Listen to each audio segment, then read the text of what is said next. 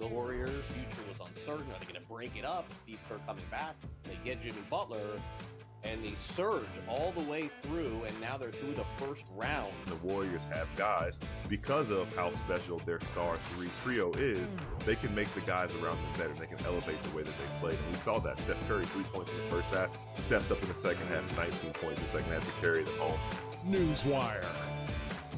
Only on SportsGrid. Malaysia Fawali, who you guys know I am a huge fan, has decided to switch allegiances and stay in league. And now she's going to go play for Kim Mulkey. Her, Flau'jae Johnson in the backcourt. It's going to be interesting to watch. You wonder sometimes with roster construction, maybe too much is not too good. Betting above the rim. Only on SportsGrid. I don't know what he was doing taking step-back threes at the end of that regulation when he's got bigs on him and he should be driving to the hole. It's already bad enough that I'm playing with all these NBA and D1 studs that are unstoppable, and I'm the worst one there, and I can still ball with them. But if I start calling fouls, they'll revoke my privileges. Like, I man up when I play with them. Pharrell Coast to Coast. Only on SportsGrid. Two guys that can do it all. Too much electricity this morning. This is a good time. We're having a lot of fun. I had to do a triple take. Ka-ching! Why? Because of parity. I didn't mean to offend. Yeah, it's not going to happen. Load management is a dirty word. Let him rip. You know what? Circumstances provide the results. What? How do you do this once? Oh, Donnie, you got such a good show there. A network that is booming. The Early Line. Only on Sport.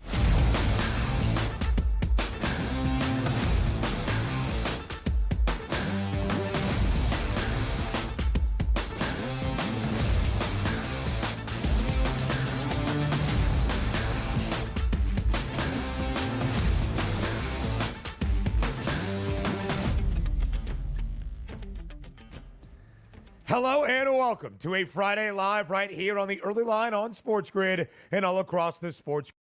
That includes sportsgrid.com/watch, where you can find your favorite destination to consume everything all across the grid. He is Donnie right side. I am Ben Stevens. We are here together live for the next 3 hours up until 11 a.m. Eastern time. A Friday to look back on a lone NBA playoff game on a Thursday. On the ice, Stanley Cup postseason action as well. Around a shorter slate on a Thursday in Major League Baseball. The Tigers continue to score a ton of runs inside Coors Field. But DRS, we are also here on this Friday morning to set the stage for a glorious sports weekend. Tons of NBA playoff action, tons of Stanley Cup playoff action, and a very full Friday slate around the bigs as well. It's May. We hope the temperatures continue to get warmer and warmer. It is springtime, DRS. It's a good time here on this Friday.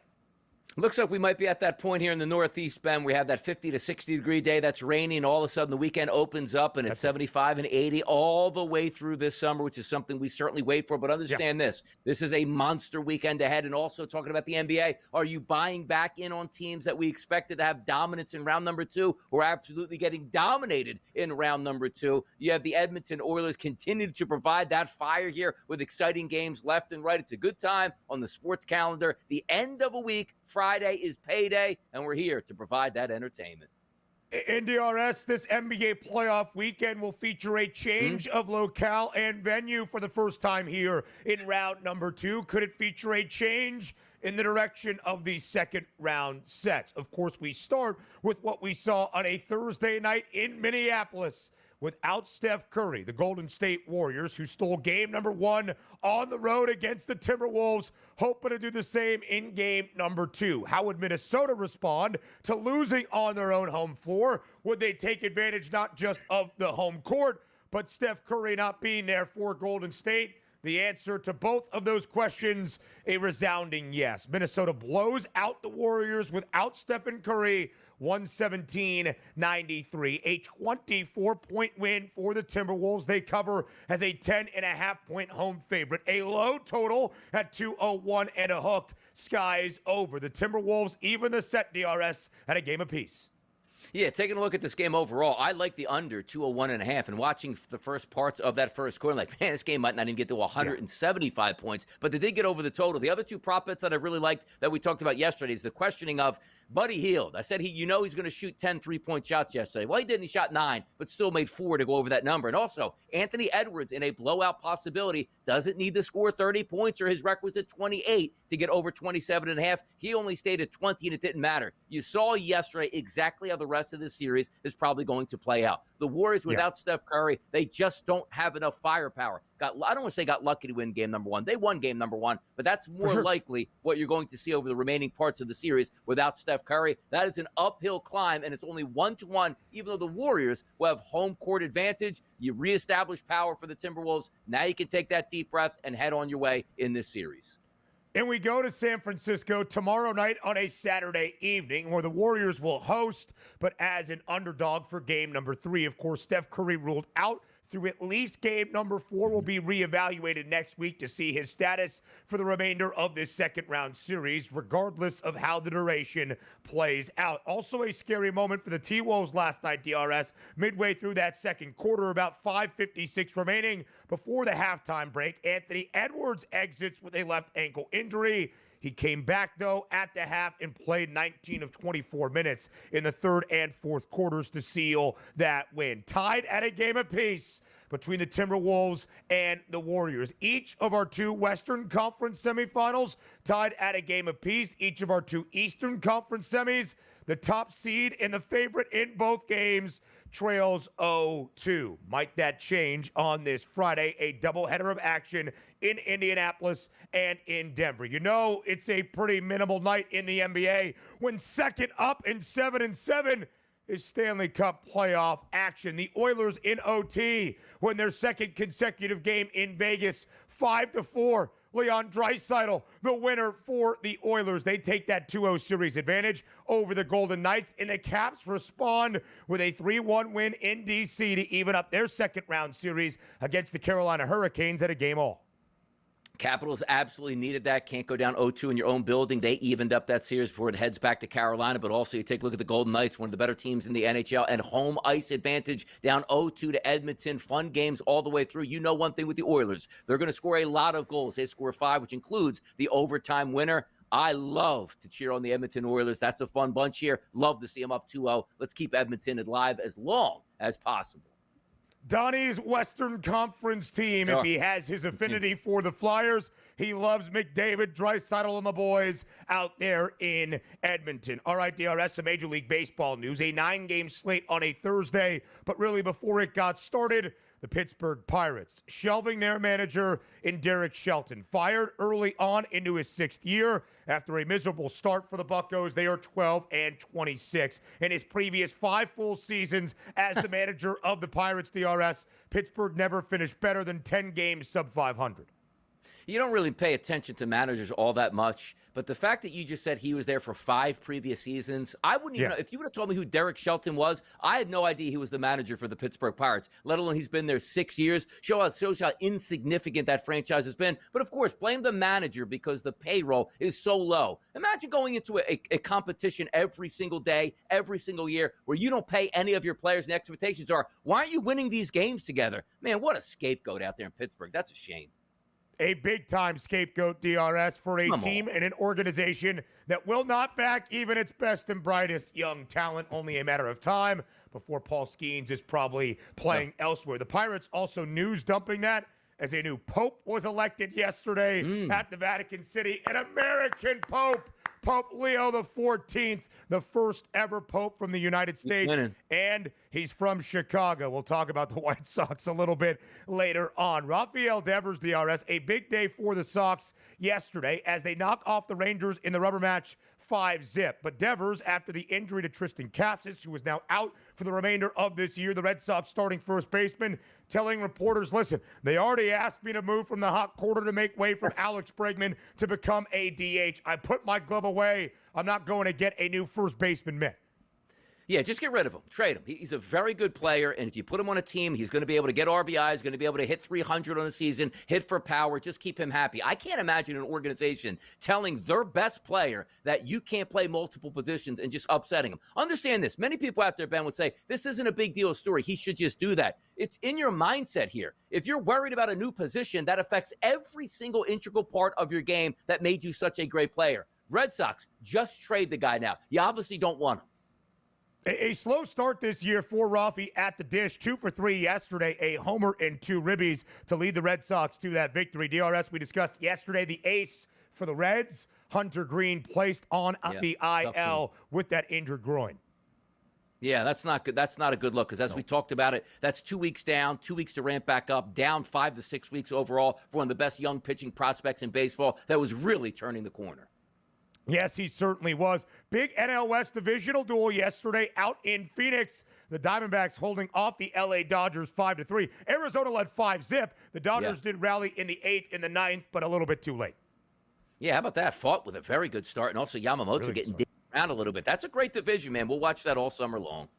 Gabe Moreno, a grand salami for Arizona. Yoshi Yamamoto, DRS, allowed 5 earned yesterday, more than he had given up in his previous 7 starts to begin this season. Some NFL news for the Carolina Panthers. They cut the veteran defensive lineman, Jadeveon Clowney.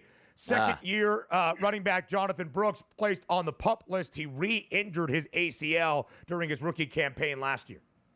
Yeah, dream come true for Clown. He gets cut, doesn't have to go through any OTAs. He'll probably sign a day before the season. It's what he does. He hates practice, just wants to play.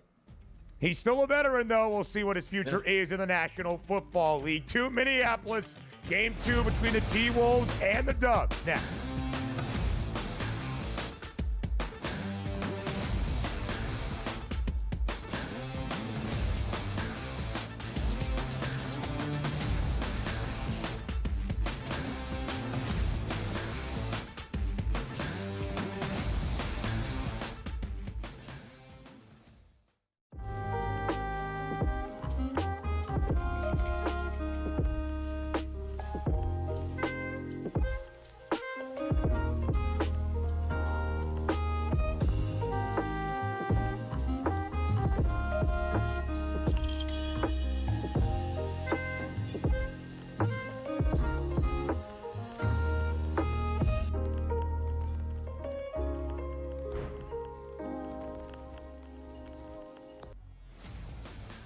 Your college performance does not relate to the National Football League.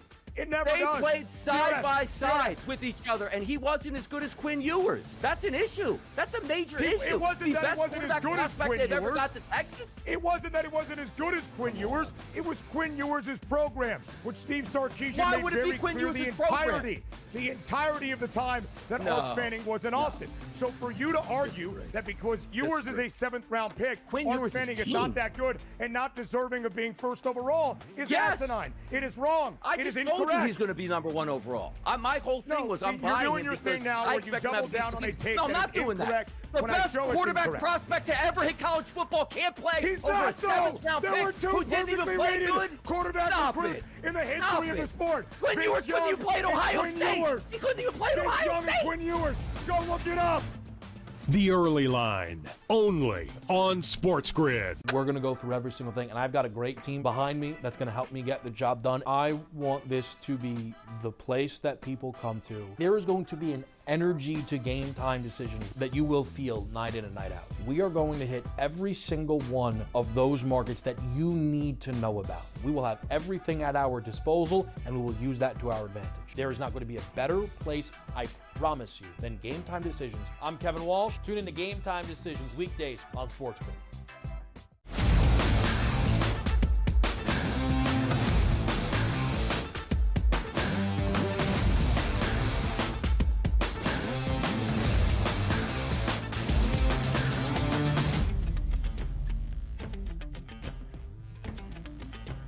How would the Warriors look without Steph Curry for game number 2 in the Twin Cities? Would Minnesota respond, evening up this second-round set after losing in game number 1 and looking abysmal offensively? Those were the main narratives and storylines entering game number 2, our only NBA playoff game on a Thursday night in Minneapolis. And DRS, without Stephen Curry, Golden State obviously just does not look the same, and the Timberwolves do take advantage to even this series at a game apiece in dominant and impressive fashion, 117-93. A 24-point win for Minnesota. They easily cover as a 10.5-point home favorite. A much better offensive night out of the T-Wolves from the very start. They started the game on a 13-0 spurt. They go over their team total in the game total of 201 and a hook. Skies over as well. Minnesota has even this series, DRS, in the absence of Steph Curry at a game all. Yes, they have, and they needed that in any which way possible. It doesn't have to be pretty. It doesn't have to be ugly. It can be either which way. And yesterday, you got a combination of both. It was ugly to start, but really, it was ugly on the Golden State Warriors. Now, in the previous game, number 2, that we take a look at in the Eastern Conference with the Boston Celtics and New York Knicks, like the Celtics actually lost game 2, but what I like is my favorite bet in that game. -6.5 first half for the Boston Celtics, which they covered, because you have to establish your home court. And they're blowing that game because I didn't want to cover 10-plus points at that point, and I didn't bet it yesterday with the Minnesota Timberwolves. I want to point that out. But if there was a way that I probably missed out on betting, it was establishing your home court advantage, knowing the other team didn't have their best player. And you saw that case in point. What was it, midway through the first quarter, Ben? Golden State 3 points. I'm like, yeah, this is going to be an easy one. 29-15. Then they won the second quarter. And obviously coming out of the break, you don't have too much for the Golden State Warriors. And the MO for Golden State is they usually make great adjustments at the half. And still, Minnesota won the third quarter by 3 points, then the fourth quarter by 4 points with an easy victory. But the things that we thought would happen in this game, they, talking about the Golden State Warriors, would really struggle scoring the basketball, and they did right off the bat. The open jump shots weren't going down. Yes, Buddy Hield was there shooting 14 times for 15 points, but that's not good enough. Draymond Green had double digits in his last game here easily, only scored 9. Other players had to step up. What do we say at Donnie? Who's the guy you want to watch? It's Jimmy Butler. You can't be 6 of 13 for 17 points when you're the go-to guy. I don't care if that defense is going to focus on you. You need better. But having said that, does anybody actually think after game number 1, if they told you, Ben, that Steph Curry is not coming back for the series, this should be the way each game plays out? Minnesota's the much, much better team now. Yeah, DRS, I think we were pretty spot on yesterday, and you see it in sports all the time. You lose your star player. You lose your best player. Regardless of sport, in the immediate aftermath, the adrenaline, the momentum, you can kind of compensate for it. But when you have some time off for both sides to make their preparations and adjustments, but it's just going to benefit the team that did not lose its star. We'll talk about Anthony Edwards in just a matter of moments, and we saw that yesterday for Golden State. When you are missing one of the great scorers and shooters in the history of basketball, of course your offense is going to look a little bit stale, especially against a really good defensive side in Minnesota. DRS, I mentioned my favorite way of approaching yesterday's game, expecting the Timberwolves to win comfortably, was for a much better offensive outing, and that's what we saw over their team total of 106 and a hook. It was my best bet yesterday, but we discussed it. I didn't love the game overall because of the idea I wasn't sure how much offense the Dubs would put out there. They stayed under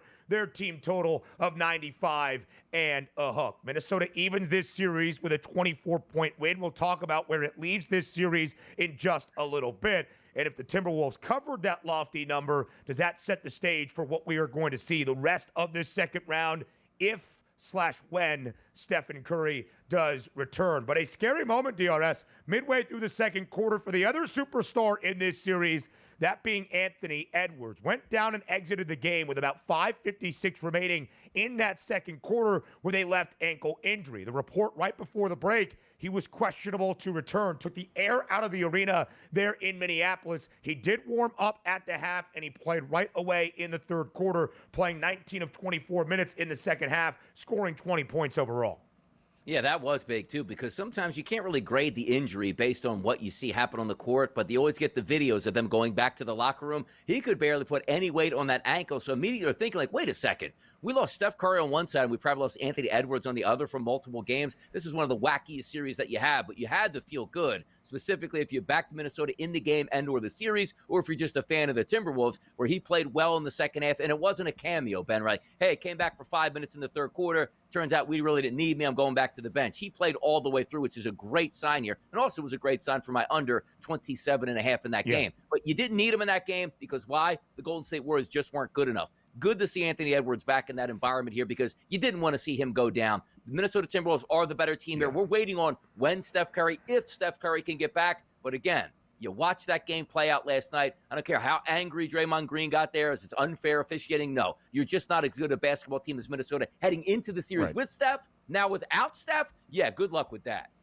Yeah, Draymond got into it with the referees based on a call midway through that opening half and was not very happy with how that game was called afterward. Draymond should be more mad at his three-point shooting. He was 4 of 10 in game number 1, a huge burst for Golden State, even with Steph in the lineup. 2 of 10 from the floor, 1 of 6 from beyond the arc in only 29 minutes last night. Anthony Edwards did end up with 20 DRS, but under what was the largest points prop entering game number 2, 26.5. Nickeil Alexander-Walker, 20 points off the bench for Minnesota. Naz Reid continues to light it up from 3. He had 3 triples, leading scorer for the Timberwolves, and in the game, that was Julius Randle with 24 points. So about what we expected, DRS, the T-Wolves coming out and taking advantage in the absence of Steph Curry. I asked you yesterday, if Minnesota comfortably covered as a 10.5-point home favorite, they did, they win by 24, how would it change your view on this series? I ask you the same question right now.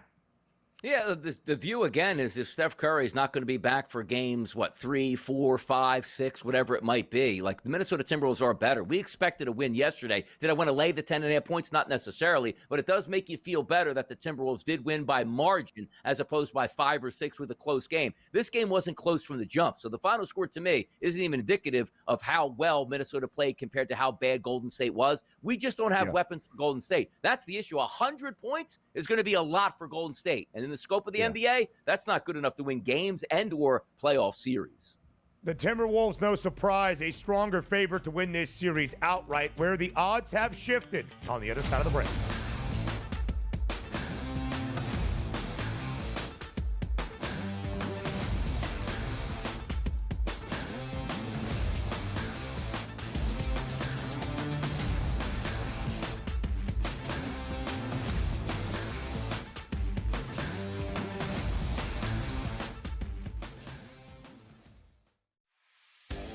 You don't think that there's something to the fact that they blow all these leads against the Edmonton Oilers? It's like the Oilers can be down 4 goals and they come back like it's nothing. We got a series now. I think this thing is going to reset, Scott.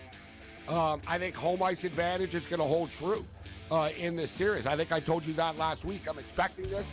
I picked the Kings in 7 before the series started, and it's like plus 700. Pharrell, Coast to Coast, only on SportsGrid. Under him was Sharon Moore, who also participated in the cheating scandal with Connor Stallions. So you know what happens to him? He doesn't lose his job. He doesn't get a 10-year show cause. He gets to keep his job, and they go, we're just going to suspend you for 2 games next season. Now, all of a sudden, they're coming out with everything that we knew to be pretty much true when it was happening. Yeah, they were cheating. It was like Belichick and the videotapes, right? The Early Line, only on SportsGrid. The Warriors' future was uncertain. Are they going to break it up? Steve Kerr coming back. They get Jimmy Butler, and they surge all the way through, and now they're through the first round. The Warriors have guys, because of how special their star 3 trio is, they can make the guys around them better. They can elevate the way that they play. And we saw that. Steph Curry, 3 points in the first half, steps up in the second half, 19 points in the second half to carry them home. Newswire, only on SportsGrid. We're going to go through every single thing, and I've got a great team behind me that's going to help me get the job done. I want this to be the place that people come to. There is going to be an energy to game time decisions that you will feel night in and night out. We are going to hit every single one of those markets that you need to know about. We will have everything at our disposal, and we will use that to our advantage. There is not going to be a better place, I promise you, than Game Time Decisions. I'm Kevin Walsh. Tune in to Game Time Decisions weekdays on SportsGrid.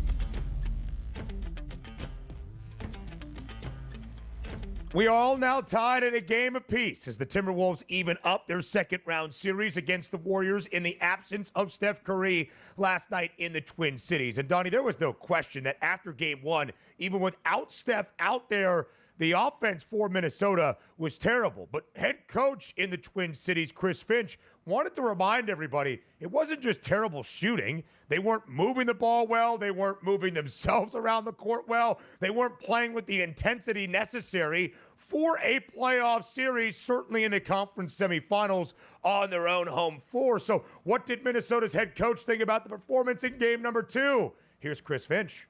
Yeah, I mean, Anthony's pretty much always the same. That's one thing that we love about him. He's resilient. He responds. Been professional. You know, he's taken the criticism in the film room. He's taken the criticism whenever it's come his way, and he always bounces back. And he does it with a smile on his face, and that's when we know that he is at his best. That's one of the things I think that gives him a great platform to lead and be the leader for this team. So he was good. I think mood has been appropriate. You know, we've been all business, and team has been kind of a little quiet in the last day and a half, but I like that. Hopefully they're stewing. So. Chris Finch happy with the mood of his team, DRS. They will fly to San Francisco probably today for game number 3 by the Bay. Tomorrow, the Timberwolves still with no Steph Curry in the lineup for Golden State, 5-point road favorite.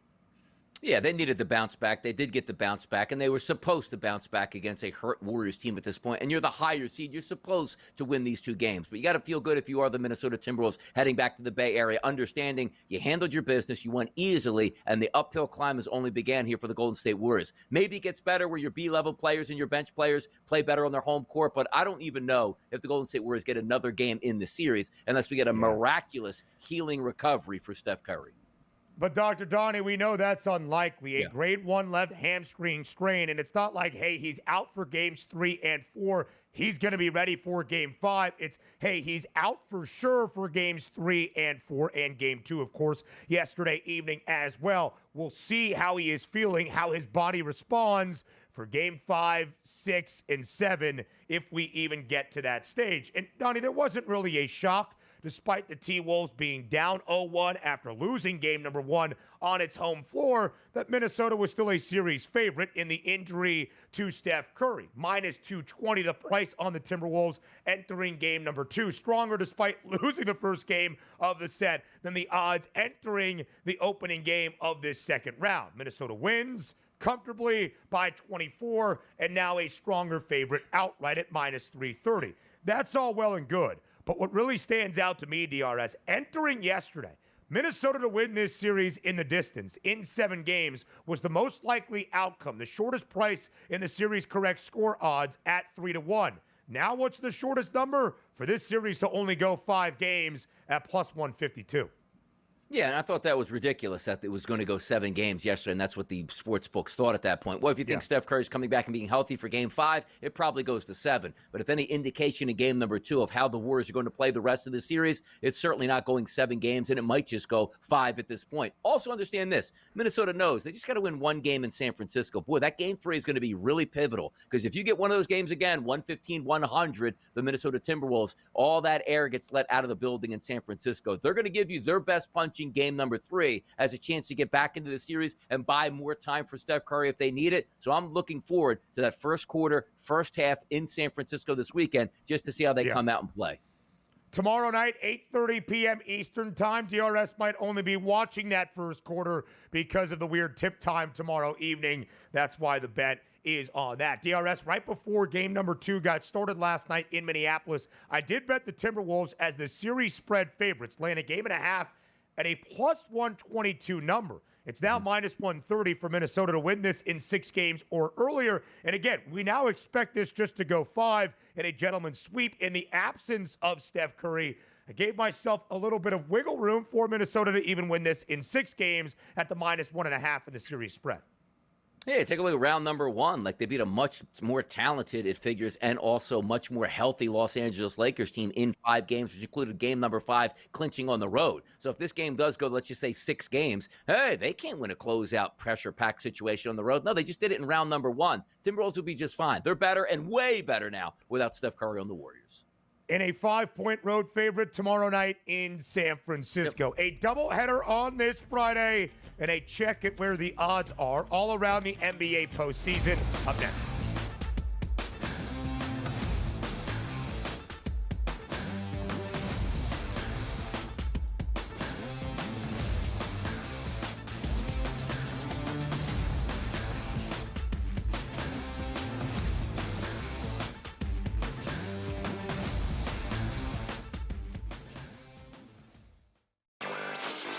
The Warriors' future was uncertain. Are they going to break it up? Steve Kerr coming back. They get Jimmy Butler, and they surge all the way through, and now they're through the first round. The Warriors have guys, because of how special their star three trio is, they can make the guys around them better. They can elevate the way that they play. And we saw that. Steph Curry, 3 points in the first half, steps up in the second half, 19 points in the second half to carry them home. Newswire. Only on SportsGrid. Malaysia Fawali, who you guys know I am a huge fan, has decided to switch allegiances and stay in league. And now she's going to go play for Kim Mulkey. Her, Flau'jae Johnson in the backcourt. It's going to be interesting to watch. You wonder sometimes with roster construction, maybe too much is not too good. Betting above the rim. Only on SportsGrid.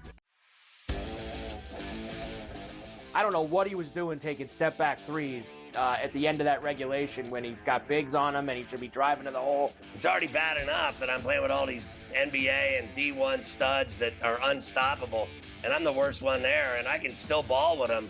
But if I start calling fouls, they'll revoke my privileges. Like, I man up when I play with them. Pharrell Coast to Coast. Only on SportsGrid.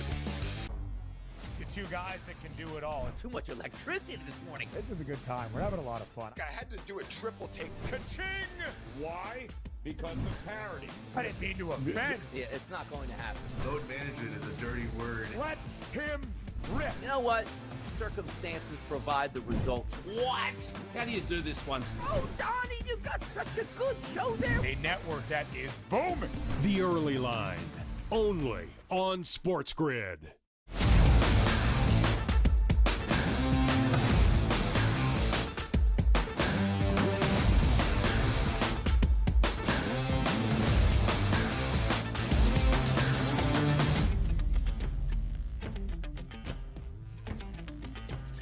So, every second round series has seen 2 games at least so far in this NBA postseason. A doubleheader of game 3s. In the story of this weekend, DRS, will be the change in location. Tonight we go to Denver at altitude between the Nuggets and the Thunder. That's the nightcap. And the Pacers return home in Indianapolis with a 2-0 series advantage over a Cleveland Cavaliers team, despite being the 1 seed that is limping into game number 3. The Thunder and Denver also even at a game apiece. Same story, of course, in our other Western Conference set, Minnesota winning by 24. You can make some similarities. Of course, no injuries to a superstar, DRS, between the Nugs and the Thunder, but, of course, a team that stole game number 1 in dramatic fashion, got absolutely routed in game number 2. David Adelman, the interim head coach of Denver, saying, hey, we know we're leaving with a split, but after getting our doors blown off by 43 points,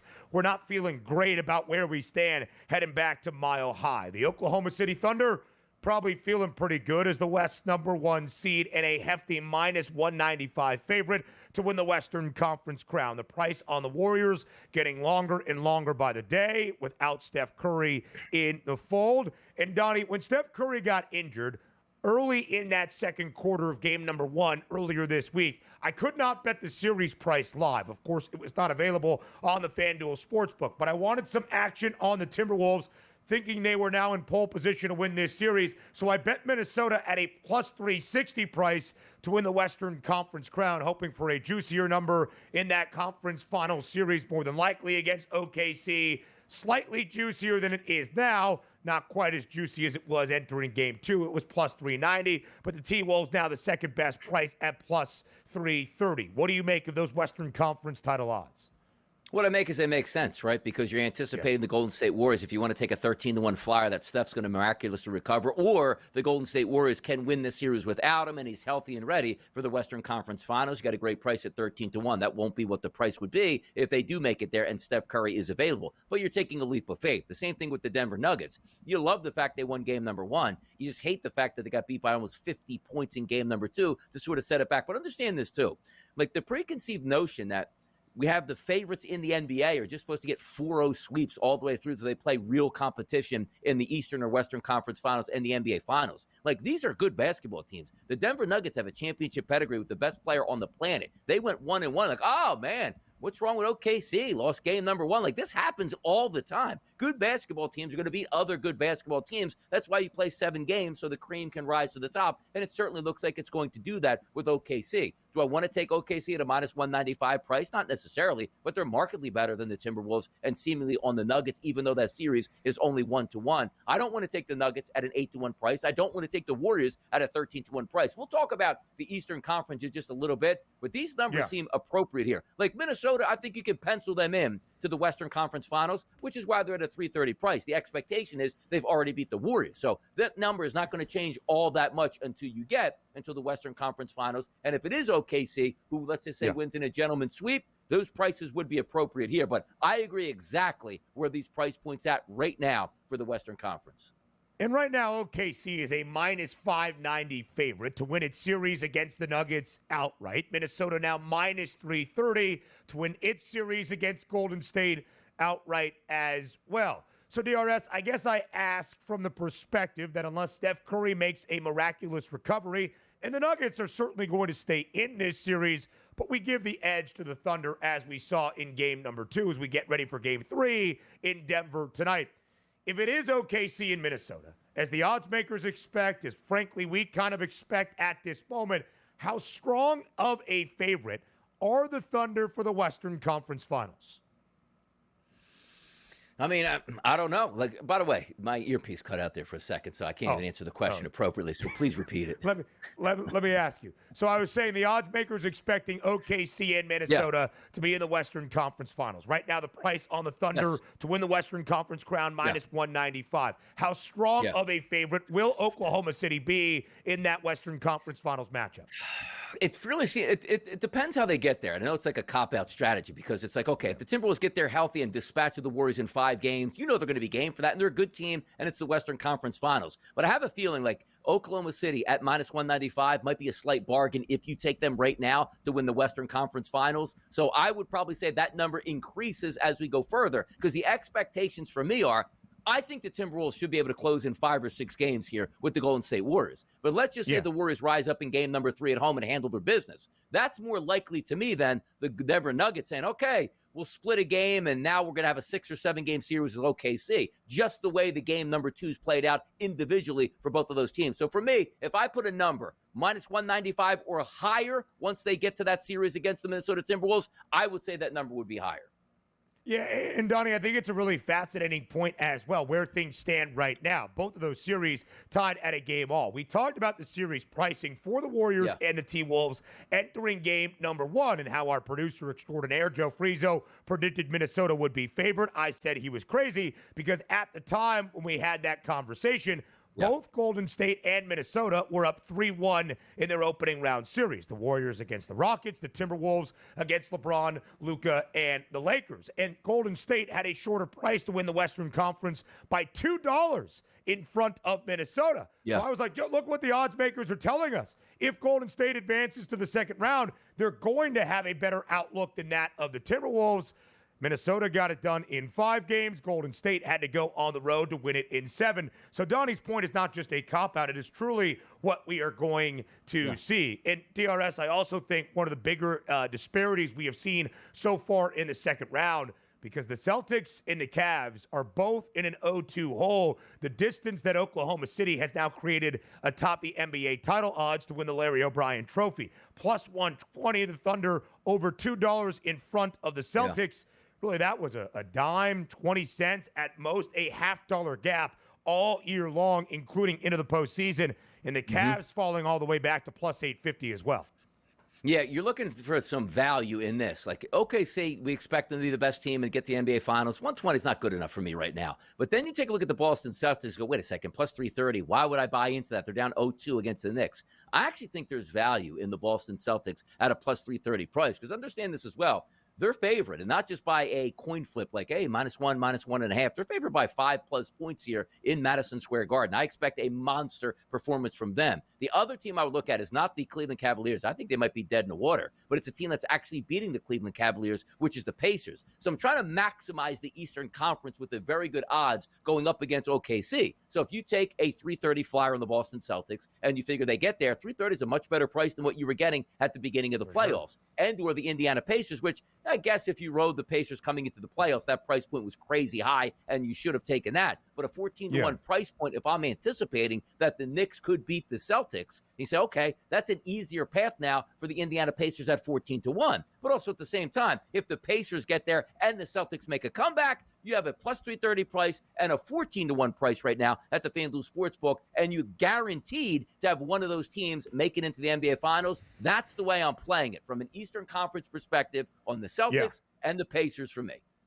I think it's a really good point, DRS. And as you can see right there, very long prices still both on New York and Indiana. The Pacers, the longest price to win the Eastern Conference crown at plus 360, only a dime behind their foe in the Cavs. But the Knicks at a 3-1 number, second best price behind Boston. If you think the odds makers are out of whack, I would not fault you. But again, we talked about this yesterday. Despite being down 0-2 in both the series for the Cavs against the Pacers and the Celtics against the Knicks, Boston and Cleveland are going to remain favorites more than likely in every single game, however long this series goes. And that's why you have the disparity in the odds. The results of the games not matching up with what the odds makers are projecting based on their own ratings. Thus, if the odds makers are incorrect, and of course, both Indiana and New York have the advantages right now in what actually matters, the series score, you can find some value. Some MLB news and scores from yesterday next.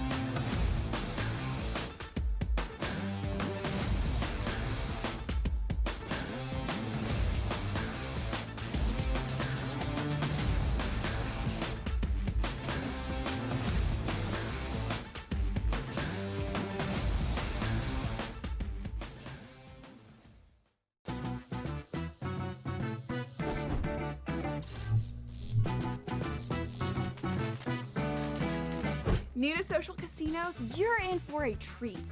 Most online casinos offer bonus cash or coins just for signing up. That's your own little participation trophy. Now, go get lucky. See you in Las Vegas. Let's get lucky. The game is on. The stakes are high. But the action isn't just on the field. He's rearranging that ring. Get it inside! SportsGrid's in-game live. Your ultimate second screen experience. A little flyer, couple of 18.5-point live line. Every prop, every play, every day. Anything can happen. It's complete chaos. It's smarter to be on SportsGrid. Dr. Dre said at one time here, James Wood, always up to no good, man. I like a couple players in that lineup, and on a day-to-day basis can really get after it. Again, playing good baseball, 15-19 overall. We'll see how they pursue. The Reds are a really fun team. Reds are, we're going to talk about them a ton, and I don't think they'll compete for a wild card. But again, they're a team like the Nats where they're going to give other teams trouble at times, and they can't overlook that matchup. Cubs win the division, as we all expected. Pro baseball today, only on SportsGrid. The Warriors' future was uncertain. Are they going to break it up? Steve Kerr coming back. They get Jimmy Butler, and they surge all the way through, and now they're through the first round. The Warriors have guys, because of how special their star trio is, they can make the guys around them better. They can elevate the way that they play. And we saw that. Steph Curry, 3 points in the first half, steps up in the second half, 19 points in the second half to carry them home. Newswire. Only on SportsGrid.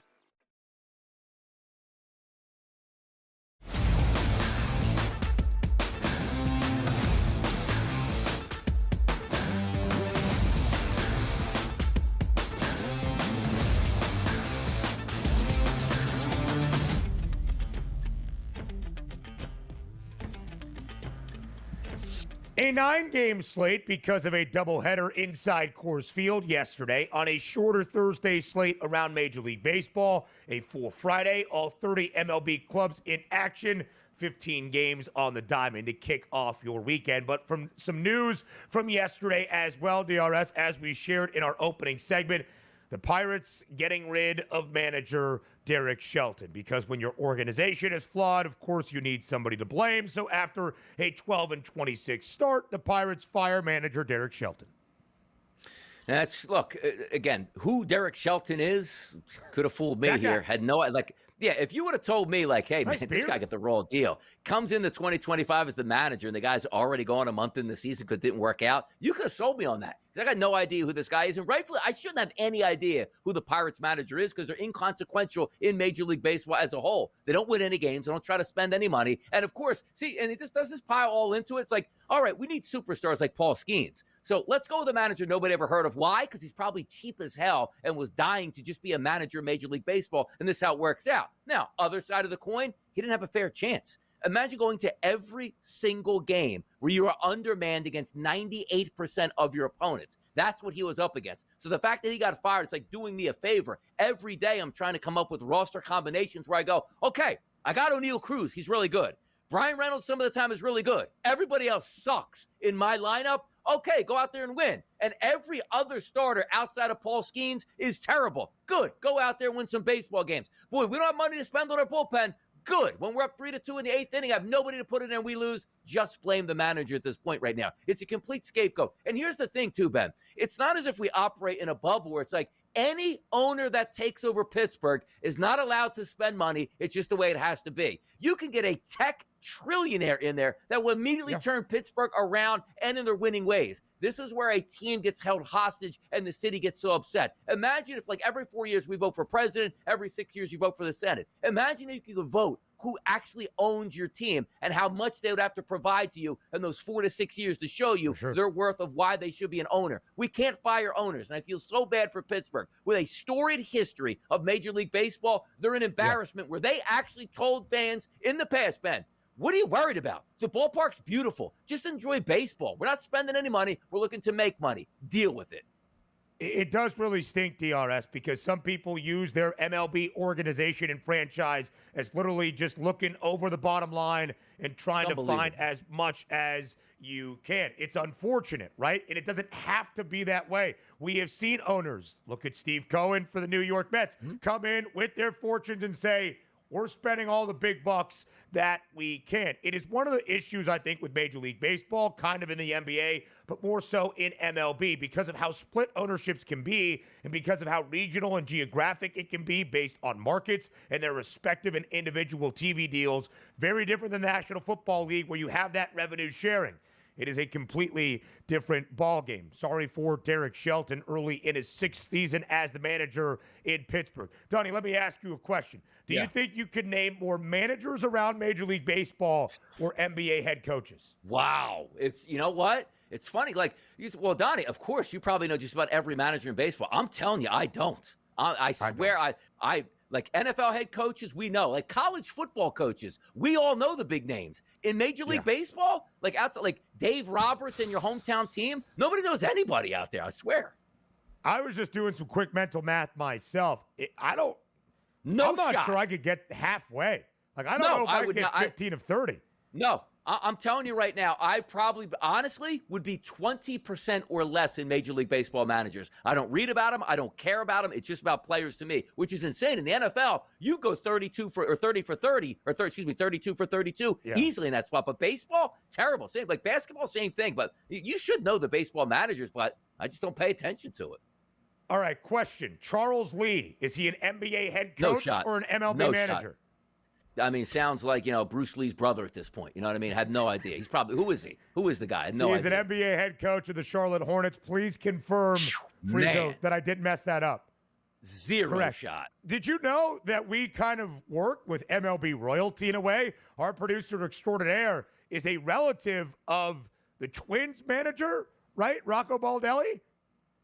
Yeah, see? I would have said Gardenhire. Wasn't it Gardenhire before? That's Rocco Baldelli never would have got that, ever. Carlos Correa no, still Rocco in Minnesota? Baldelli used to play baseball. Who? Carlos Correa? Still plays in Minnesota, yeah. right? Yeah. Carlos with Correa's there. Yep. Byron Buxton. Boys. Yep. Byron Buxton for sure. Larnack. Twins playing some better baseball as the Twins yesterday sweeping the Baltimore Orioles. They have won 5 or 6 straight. The AL Central kind of looking stacked at this moment. Elsewhere yesterday, DRS, the Red Sox win the rubber match of their 3-game midweek set in Fenway against the Texas Rangers, blanking Texas 5-zip.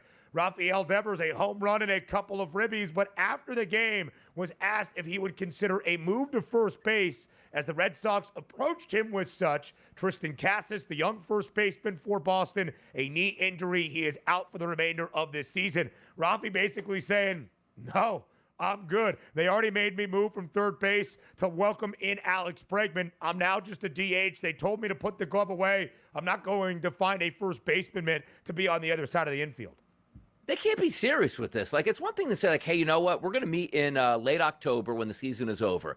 Rafi, here's what I need from you, kid. Like, third baseman, we're going to get another one in here. I need you to learn first base. So you got 6 to 8 months. We will send our best scouts and our best instructors down to take ground balls and teach you the etiquette of first base, like what Bryce Harper did over an all season. And he's a very serviceable plus, a level first baseman now. But you can't say, hey, Bryce, like for the Phillies, go to first base, then move you back to third base, which you never played before. It's unbelievable. Like, this isn't like a AAA kid just saying, I'll do anything to break into Major League Baseball. If you break the psyche of an elite Major League Baseball hitter where half his mind is like, I just want to focus on what I need to do at the plate, and now goes, man, when I get out there in the second inning, like if there's men on first and second base, like what do I do? Where do I play? Like, you can't do this. I'm embarrassed for the Boston Red Sox organization for doing this to Rafael Devers.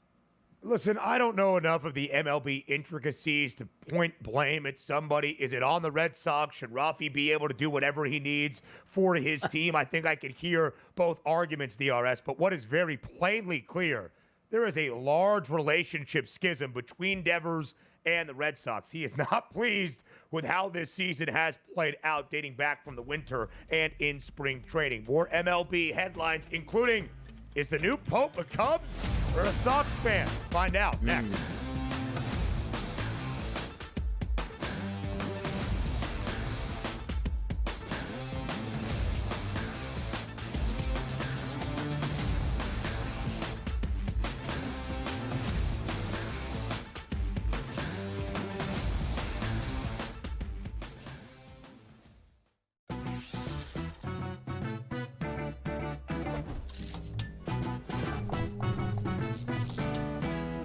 Vegas knows how to show love to our everyday heroes. So if you're a first responder, you are in for some perks. Lots of hotels and casino offer big discounts to any first responders who can show valid work or volunteer ID. So treat yourself to a discounted stay. You deserve it. See you in Las Vegas. Let's get lucky.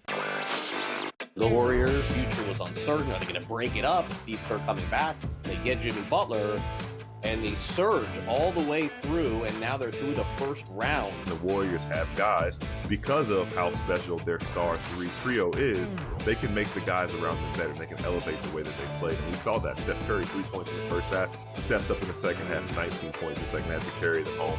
Newswire. Only on SportsGrid. Under him was Sharon Moore, who also participated in the cheating scandal with Connor Stallions.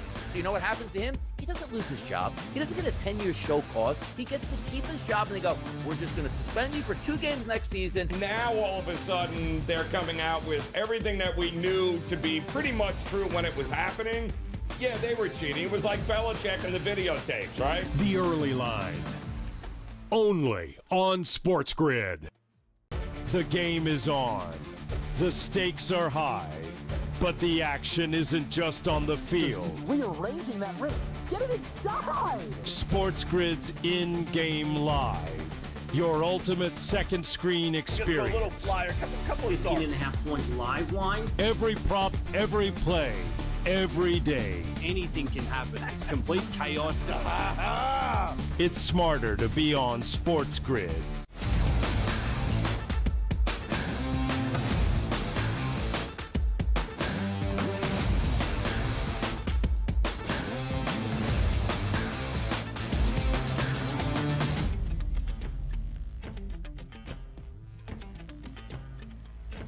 More Major League Baseball headlines from a Thursday, DRS. My Cincinnati Reds, a big blow yesterday. I do believe Cincinnati also lost. They did in extras. Yes, The Braves walking it off with a 2-run rally in the ninth to force extras. Atlanta winning 5-4 in the home half of the 11th. And on top of that, DRS, the groin strain for Hunter Green, not a good thing since his ace has been placed on the IL. Yeah, tough scene for the Reds right now, and also add insult to injury yesterday, losing that baseball game when you should have won it. But it's a big win for the Braves, getting closer now to 500 on the season. But again, we're focused here on the Reds at this point right now. Not great. They already don't have a great pitching staff to lead you with, and that was that one shining guy that could be there 5 to 6 days, or every fifth to sixth day, and say, you know what, lead us out here. And he was doing it too. That should have been a victory, and then he goes down. That's a shame. It really is. It really is, DRS. Of course, for the Braves on the other side, an 0-7 start. They are now 18-19, so they've gone 18-12 since. They have won 4 of their last 5. They take the rubber match, or they win the series, a 4-game set against the Reds this week. The Braves take 3 of 4. More news around Major League Baseball. The Royals, red hot. They absolutely hammered the Chicago White Sox 10-0 yesterday at Kauffman. Some afternoon baseball, minus 250 for KC. 6th consecutive win for Kansas City, DRS. After an 8-14 start to this year, not great. The Royals have won 15 of their last 17. Bobby Witt Jr., red hot. But we really talk about this game for other reasons. Of course, a big day yesterday. The white smoke out of the Vatican and Sistine Chapel. A new pope has been elected.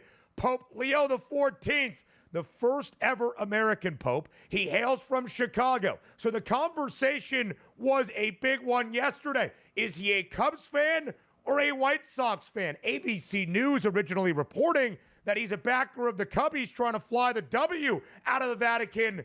However, his brother in a report with WGN in Chicago saying, I don't know where they got that from. He's always been a Sox fan. The Chicago Sun-Times sharing a photo of Pope Leo XIV attending the World Series back in 2005. A South Sider through and through. Pope Leo XIV needs to figure some things out, maybe from a holier spirit, to turn things around for the Chicago White Sox. By the way, I think it's the Alan Parsons Project, I want to say, the song that the Chicago Bulls used to play back in the 1990s when, Michael Jordan used to come out. The fact that somebody put that edit together as he came out yesterday to that, it was absolutely fantastic. Incredible. That was, internet never loses that point. But also, the Pope's got to come back. Is it guaranteed rate field? I don't even know what the place is called anymore. He's got to bless that place, because right now it stinks. Sure. Like on the day where the Pope gets announced from America as a native Chicago guy who roots for the Chicago White Sox, how do you repay that respect back? Getting shut out at home. Maybe it's perfect, though, in a way, right? The Chicago White Sox think, we're not going to change our stripes. Nothing is going to change here. No matter the Pope came from here and cheers for us, let's sing a goose egg here on his big day. How about that? The first ever Pope from the United States, a Villanova grad. I mean, all throughout NIL's the year, DRS, Big East basketball going to be popping. I mean, international immobiliary, NIL, man, my goodness. Michael Corleone money flowing into NIL at Villanova now. Let's go. Yeah. Oh, man. That was good. A second donation going around the pews asking for Villanova to make sure they can be competitive in that NIL market. It was a sensational day of content on social media, on Twitter, and everything. Also, the Pope walking out as he was introduced, DRS, not just the serious as we saw for what the Chicago Bulls had in the 90s, but also Love Sosa by Chicago native Chief Keef. I mean, as good as it gets around social media yesterday. Speaking of the AL Central, DRS, as we shared, the Tigers scored 10 runs in the opening game of a doubleheader, and then one up that in the second game of a doubleheader against the Rockies yesterday at Coors Field, scoring 11. The Tigers have won 11 of their last 13. The Tigers have the best record in Major League Baseball, now in the American League, now 25-13, but matching the Dodgers for that best record around the bigs. Yeah, it's kind of crazy, too, because you look at those games in Coors yesterday. Kaiser Montero's not even a good pitcher there. 8 innings pitched, 5 hits, 1 earned run in Coors. And Gordon missed out a little bit for us yesterday. Not a great pitcher in the minor league system, but he went 6 1/3 innings pitched with 4 earned runs, which wasn't bad. The bullpen gave way, and just about everybody you like to bet in that lineup. By the way, If you were a Riley Green backer where everybody got a statistic but him, that's a tough scene in that game. I didn't bet it, should have taken a team total or didn't, but I probably would have had Green wrapped into a couple different things and been furious with myself. But hey, Tigers beating bad baseball team, all counts the same. Hour number 2 on the other side of the break here on the early line.